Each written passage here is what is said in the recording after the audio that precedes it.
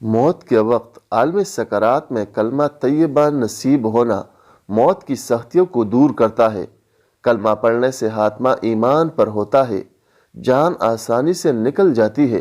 اس سلسلے میں رسول اقدس صلی اللہ علیہ وآلہ وسلم ارشاد فرماتے ہیں، حضرت یحییٰ بن طلحہ بن عبداللہ رضی اللہ عنہم سے روایت ہے کہ حضرت طلحہ رضی اللہ عنہ کو افسردہ دیکھ کر لوگوں نے کہا، کیا بات ہے؟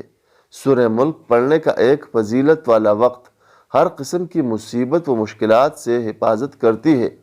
انہوں نے کہا، بے شک میں نے رسول اللہ صلی اللہ علیہ وآلہ وسلم سے سنا ہے کہ مجھے ایک کلمہ معلوم ہے، جو شخص اسے موت کے وقت پڑھے تو اسے موت کی تکلیف رپا دور ہو جائے، چہرے کا رنگ چمکنے لگے اور آسانی دیکھے، مگر مجھے وہ کلمہ پوچھنے کی جرت نہیں ہوئی۔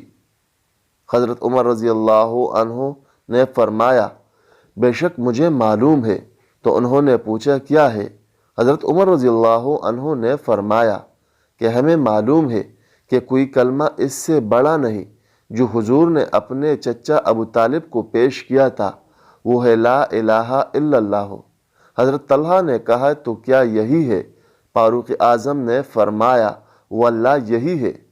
میرے پیارے آقا صلی اللہ علیہ وآلہ وسلم کے پیارے دیوانوں، موت کے وقت کی تکلیف نہایت ہی سخت ترین ہوتی ہے۔ فرمایا گیا کہ جسم پر 360 تلوار کی ضربیں لگائی جائے تو اتنی تکلیف نہیں ہوتی جتنی جسم سے روح نکلتے وقت ہوتی ہے۔ میرے پیارا آقا صلی اللہ علیہ وآلہ وسلم کے پیارے دیوانوں، کلمہ طیبہ یعنی لا الہ الا اللہ محمد الرسول اللہ صلی اللہ علیہ وآلہ وسلم موت کے وقت ہونے والی تکلیف سے نجات کا ذریعہ ہے۔